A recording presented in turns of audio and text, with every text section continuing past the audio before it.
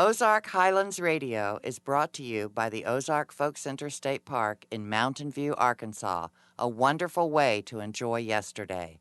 On the web at ozarkfolkcenter.com. Hey folks, this is Dave Smith, host of Ozark Highlands Radio. Welcome to our show. This week we'll be featuring a terrific new string band made up of graduates of the Berklee School of Music and led by our own Lukas Pool, one of the finest banjo players you'll hear anywhere. Mark Jones will dust off an old classic hobo song in our music vault, and Aubrey Atwater and Elwood Donnelly will relate Jean Ritchie's childhood recollections of a real old-fashioned mountain Christmas. All that and more this week on Ozark Highlands Radio.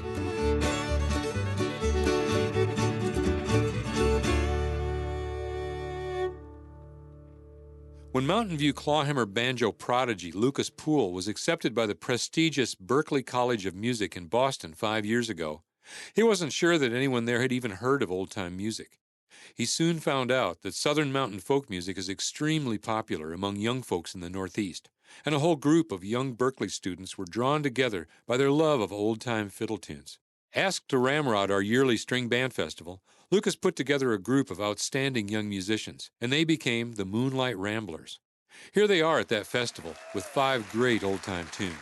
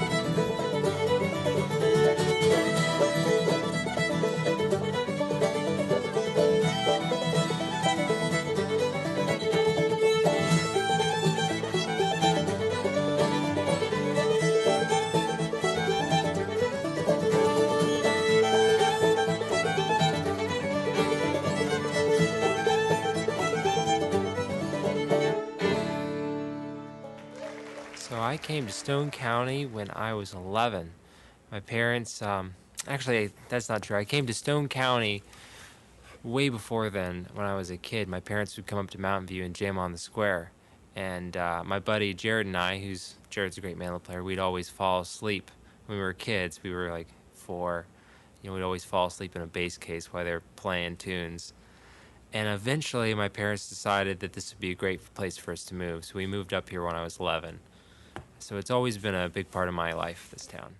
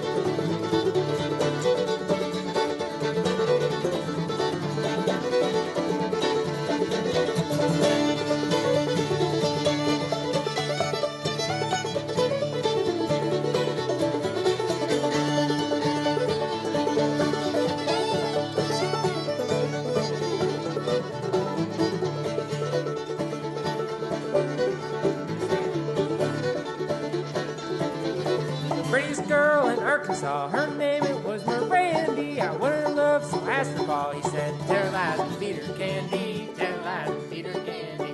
Tell her lies and feed her candy. Tell her lies and feed her candy. Tell her lies and feed her candy. Tell her lies and feed her candy. Tell her lies and feed her candy. Tell her lies.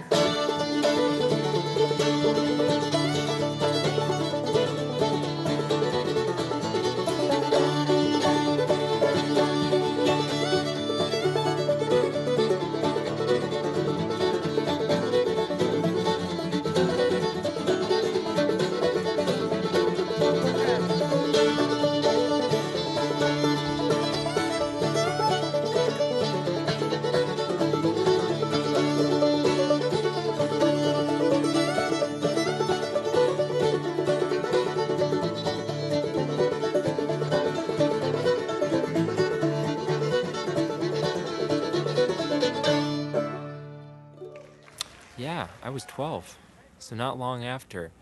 My dad, they bought me a banjo because, it's always, when you live in Mountain View, it's like, what are you going to play? And one day I broke out and I said, I want to learn the banjo. And I was very upset because I didn't want people to tease me. So they told me, well, just play it good and they won't tease you. So I practiced and they still tease you no matter what. At no point did people stop teasing you for playing the banjo. But yeah, it was great. I started learning from my dad, and then they had the Music Roots program that started off about half a year later.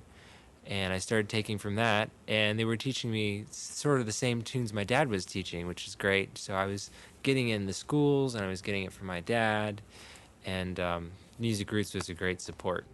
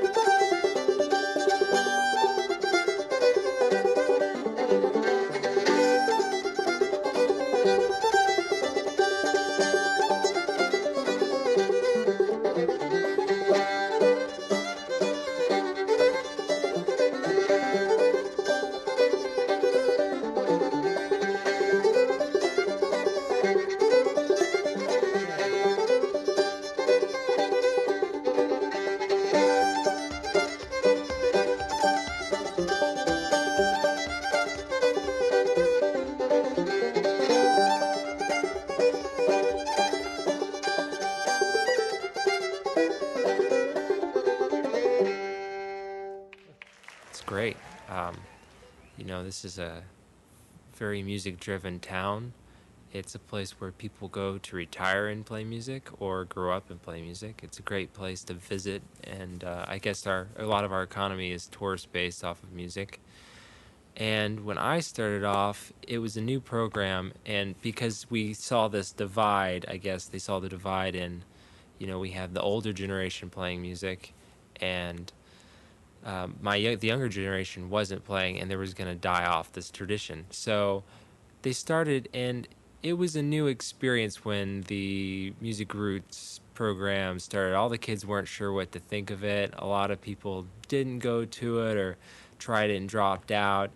But it kept growing and building and getting more support, and the teachers figured out how to handle a classroom of kids, and they've really developed into great teachers. And now it's really become a thing. The youth, there's this huge youth. And actually, I saw a friend today who started Music Roots with me, Walker McMillan. He's still around, still plays mandolin. He's a great mandolin player. He learned from that. I learned from it. Jared learned, and he still plays.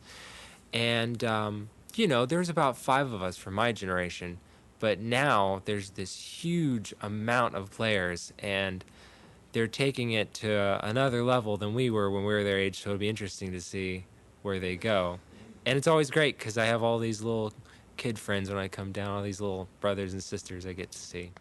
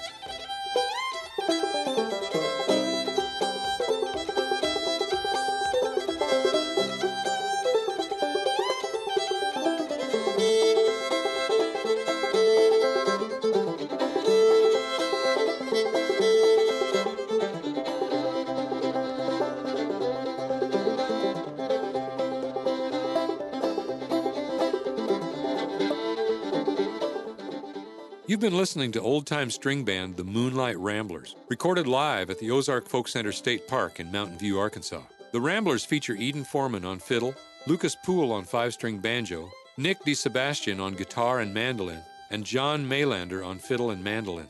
After a short break, I'm going to take you down to our vast music vault to see what old-time musical gem Mark Jones has dusted off for us this week. This is Ozark Highlands Radio.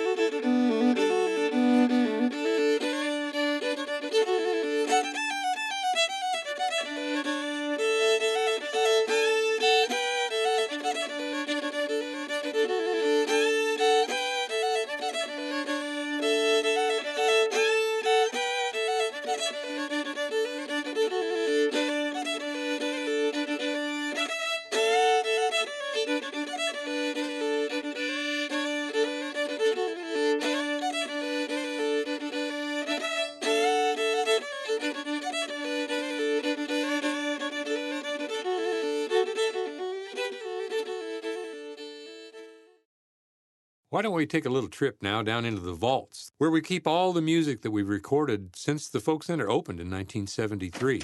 Let's see what Mark Jones got for us.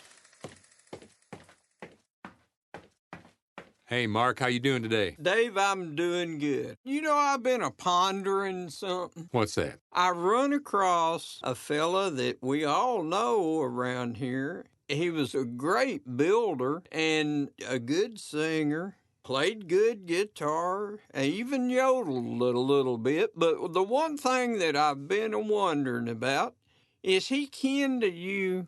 It's Horance Smith. Oh, I remember old Horance very well. But no relation to me. I come from Smiths who come from further off than that. I think Horance spent most of his life right here in Stone County. And you know what I remember about Horance?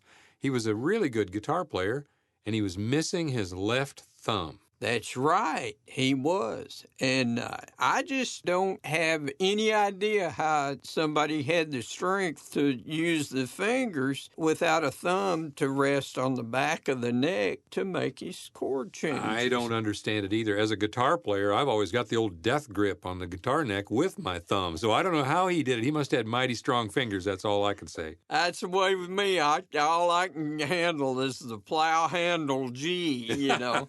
Where I'm wrapped around and the death grip, like you said. Have you got anything by Horance that features some of his yodeling? Oh, yeah. I run across this the other day, and it amazed me because it's such a clean, clear voice. You know, and with Horance, you look at him and you wouldn't expect it to come out of his mouth, you know, but what I'd like to do is let you hear this. It's called Hobo's Meditation. Let's listen to it. To my story, I've never done any wrong. I'm just a plain old hobo, singing you a hobo song. My hobo life is happy, my hobo life is free. It's a life I travel all the time, than the life of me.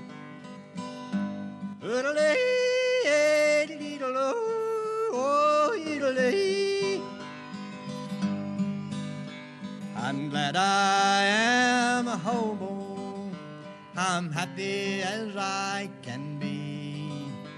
I ride in class and comfort, and my transportation is free. I'm happy when I'm riding a train, and I sing and I yodel all day. If you will only let me, I'll yodel your blues away.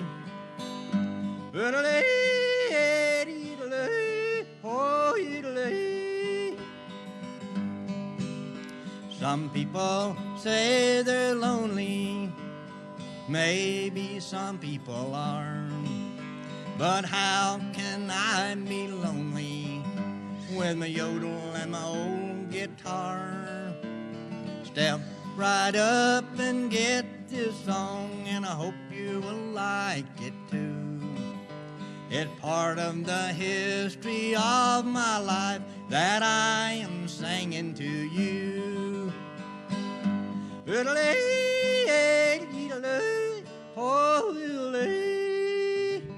Thank you. Boy, that's a great song. Brings back great memories of old Horance Smith and his yodeling. Oh, yeah. He was such a great guy. And also, he did some carpentry work for me out at the house there, out on Crooked Ridge. And he was a great builder, carpenter. Such a talented fella and a good hard worker all the way around. He'd emceed some of the shows here at the Folk Center. And it's a pleasure to get to hear him again. Listening to that old cut of Hobo's Meditation makes me think how lucky we are that these shows were recorded back in the 1970s and 80s, because all these old folks have passed on now, most all of them that we feature in this segment, and how great it is to be able to listen to them here in the future. That's true. It was a great move. Whoever's idea it was to record and document all these old songs, they had a good thing in mind. They did. Well, look, thanks a lot. Mark, I'll see you next week. Thank you, Dave. Lukas Pool's banjo style is one that you never hear on commercial radio. Called frailing or clawhammer style, the strings are brushed by the fingernails on the downstroke of the hand for a much more melodic sound than the style heard in bluegrass music, where the strings are picked with steel finger picks. Here are the Moonlight Ramblers with 4 more fine tunes.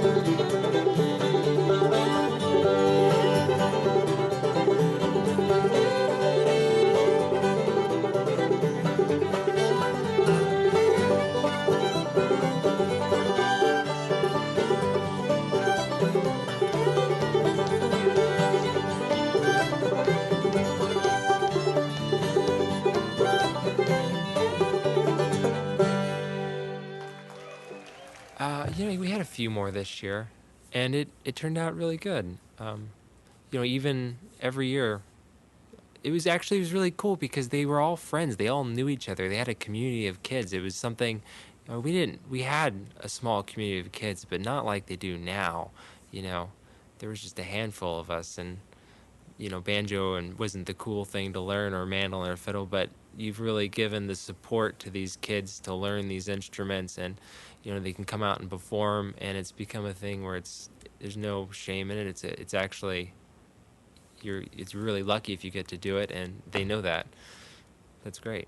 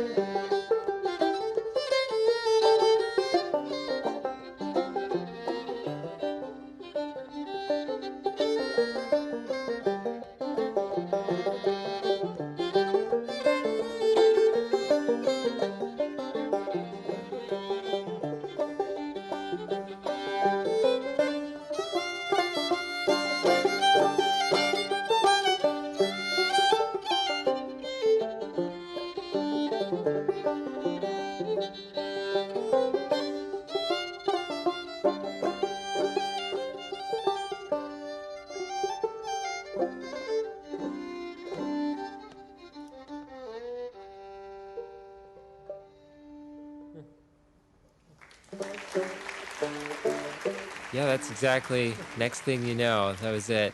Because I wasn't thinking about it, I wasn't preparing for it. I just liked playing tunes on the square, and I had no clue what I was going to do. I was a little lost. And one day my parents came up to me and said, you really should get a college education. You should go do something, get other experiences, go anywhere, whatever you want to do. But they knew I wanted to play music. They said, you can get a degree in banjo from somewhere, or a music degree. And they didn't say where, they just said it exists. So I Googled banjo college, and there was about 3 answers, and I checked them both out, and Berkeley was at the top of my list to visit. It was in Boston. It was in the north. My sister went to Bates in Maine, so I had visited up that way before. And it was definitely one of the better schools for my instrument. And we visited it, and I fell in love with that town and the music there, the diversity of music. There's a lot of music I had never heard here or grew up with. So I thought it'd be a great place to learn.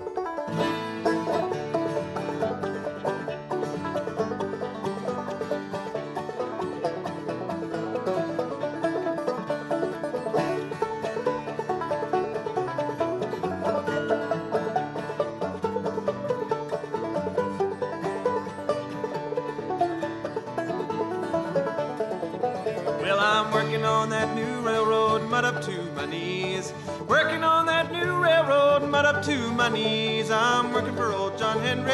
He's mighty hard to please. I've been all around this world. Hang me, oh hang me, I'll be dead and gone. Hang me, oh hang me, I'll be dead and gone. It's not the hanging that I mind, it's waiting in jail so long. I've been all around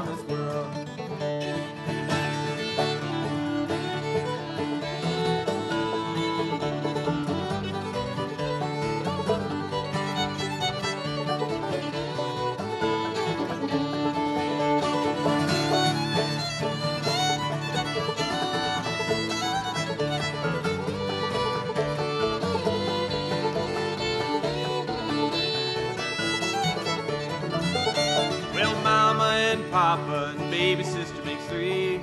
Mama and Papa, baby sister makes three. Take me down to the gallows, it'll be the last of me. I've been all around this world.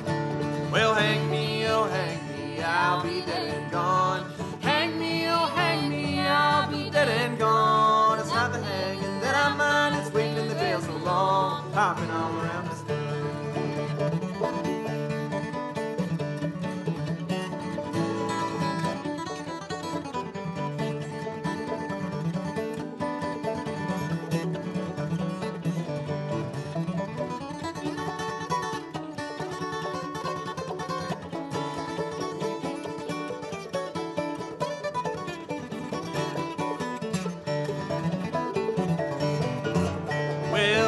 Ozark Mountains, that's where I'll make my stand. Way out on the mountains, Lord, that's where I'll make my stand. With a rifle on my shoulder and a six-shooter in my hand, I've been all around this world. Hang me, oh hang me, I'll be dead and gone. Hang me, oh hang me, I'll be dead and gone. It's not the hanging that I mind, it's waiting in the jail so long. I've been all around this world.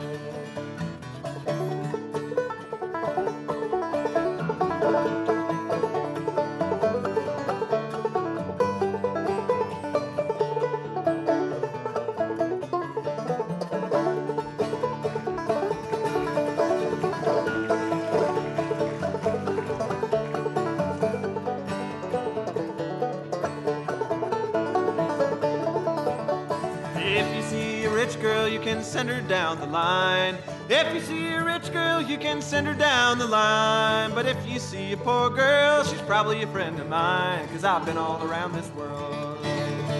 Hang me, oh hang me, I'll be dead and gone. Hang me, oh hang me, I'll be dead and gone. It's not the mine that I mind, it's waiting in the jail so long. I've been all around this world.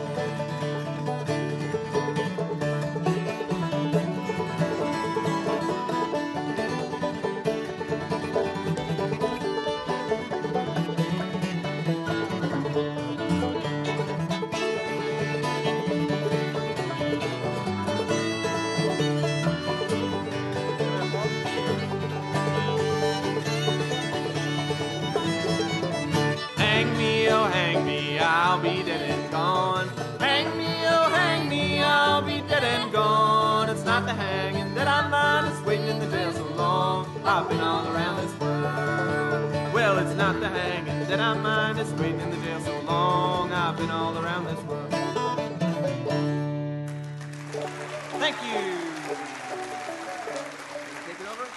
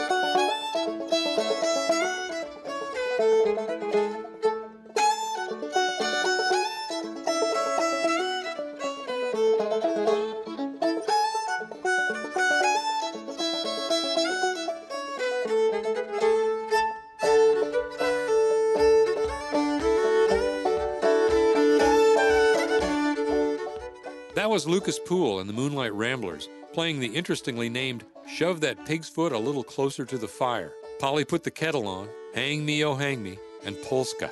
When we come back after this break, Aubrey Atwater and Elwood Donnelly will continue their remembrance of folk icon Jean Ritchie. You're listening to Ozark Highlands Radio.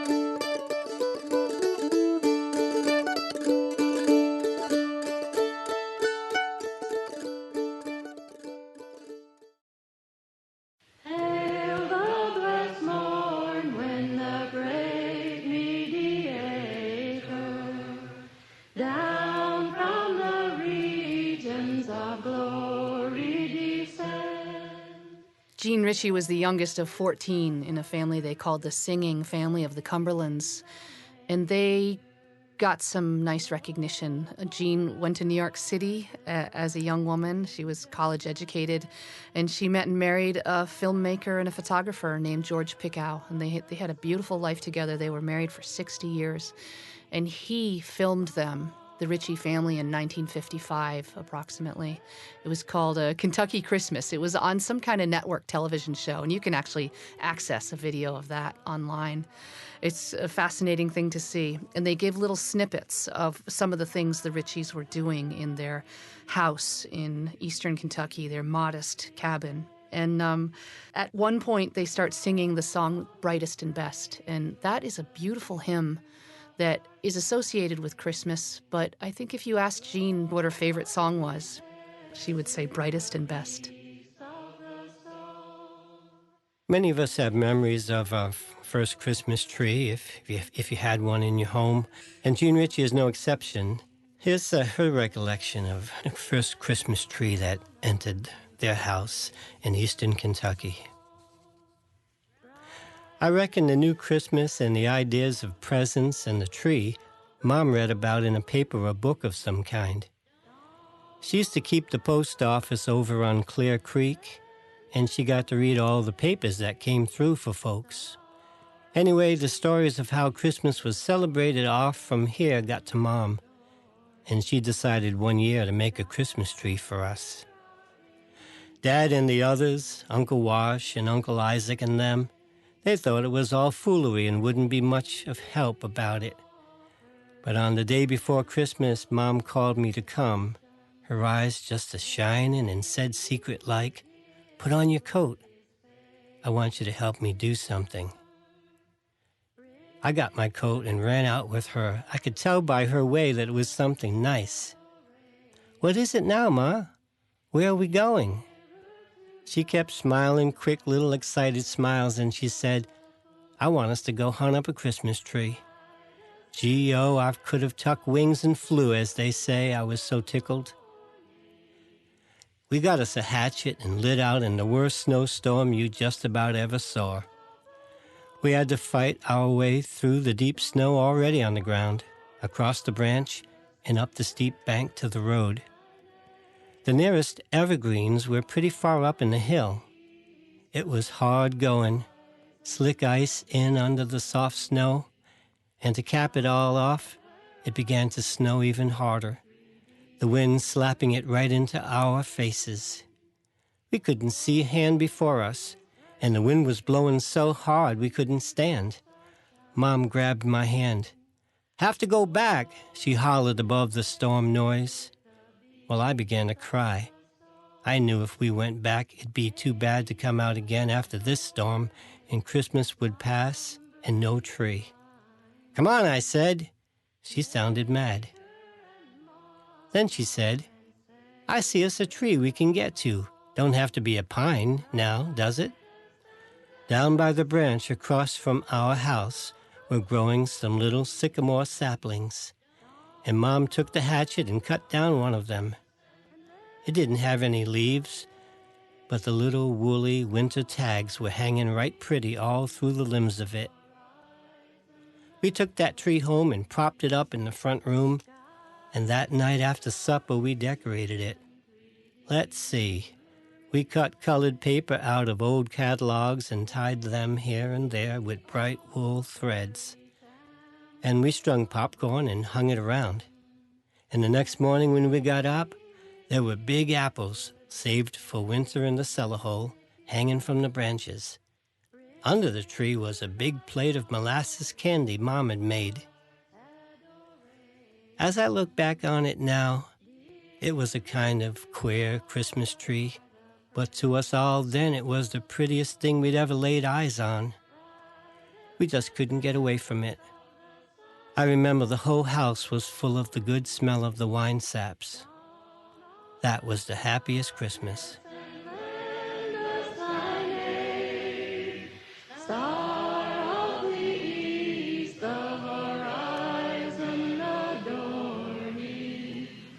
Guide where our infant Redeemer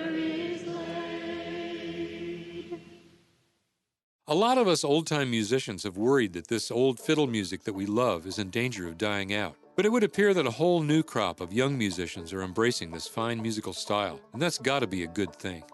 After all, that's our mission here at the Ozark Folk Center State Park, to keep the old traditions alive. Let's finish our show with some more good old folk songs, recorded during the String Band Festival here at the Ozark Folk Center in Mountain View, Arkansas. You can count the days I'm gone on that train that I left on. Hear that lonesome whistle blow. If that train runs right, I'll see tomorrow night. Lord, I'm 900 miles from home.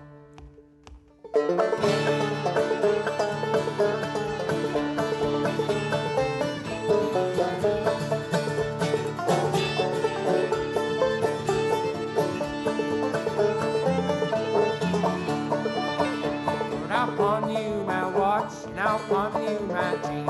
I'll pawn you my gold diamond ring. If that don't pay my little woman's fine, I'll pawn you my wagon and my team. You can count the days I'm gone on that train that I lived on. Hear that lonesome whistle blow. The train runs right, I'll see Ma tomorrow night. I'll be 900 miles from home.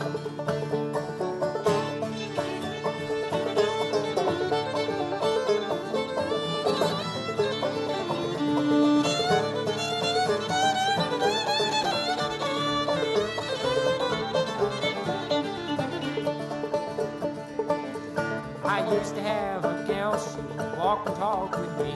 Now she sits on some of the rounder's knee. She done told him what she won't tell me, and I hate to hear that lonesome whistle blow. You can count the days I'm gone, that train that I lived on. Hear that lonesome whistle blow.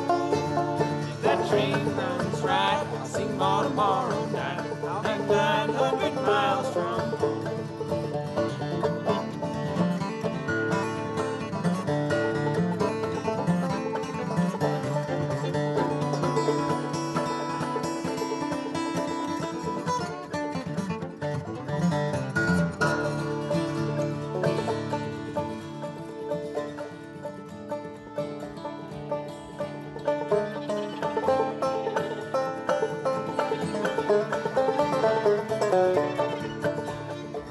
To the depot not many days ago.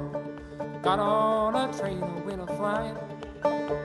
I looked back behind, my little babe was crying.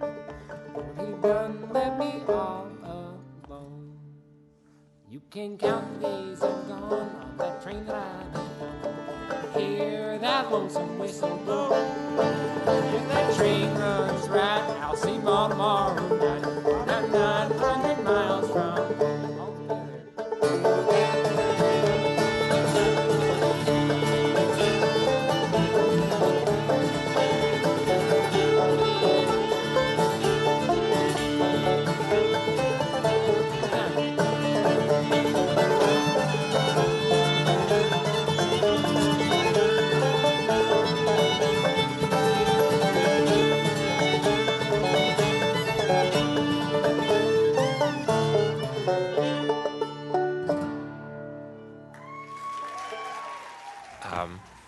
it was huge for me because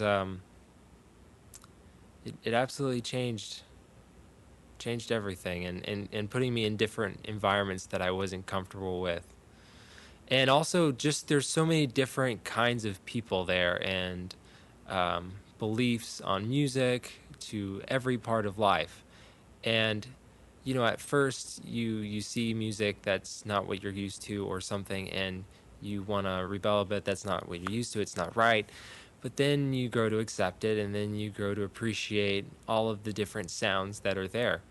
And it was really good. And if you're open to these different things musically, you'll pick something up from everyone, and really grow. And I think the one thing I learned from college is sort of the tools, the language that. Some of the basic ideas of music and language and tools to help me keep learning. And that's something I wanted to teach this week to a lot of the kids, are tools that they can take and apply to everything to keep learning and going on and expanding. So.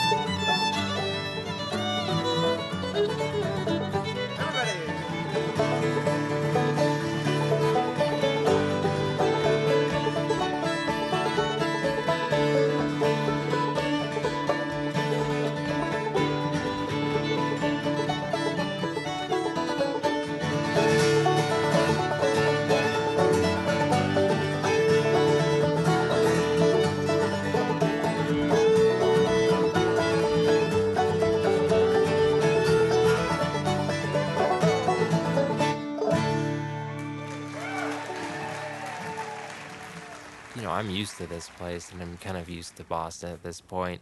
But you bring someone who's never been here, never been to this part of the country, who's in the music scene, and they see how open people are to let them just come in and jam and hang out, and everyone in the community. John was amazed, our fiddle player this week, that all of the kids knew how to jam. They knew what jamming was. They sort of knew the basics of it. Whereas he's like, I just taught at a fiddle camp, and they had never jammed in their life. They'd been sitting in their living room playing alone. They had no clue. I thought it was going to be working with way more basic, but they have a real natural idea because it's ingrained in this area.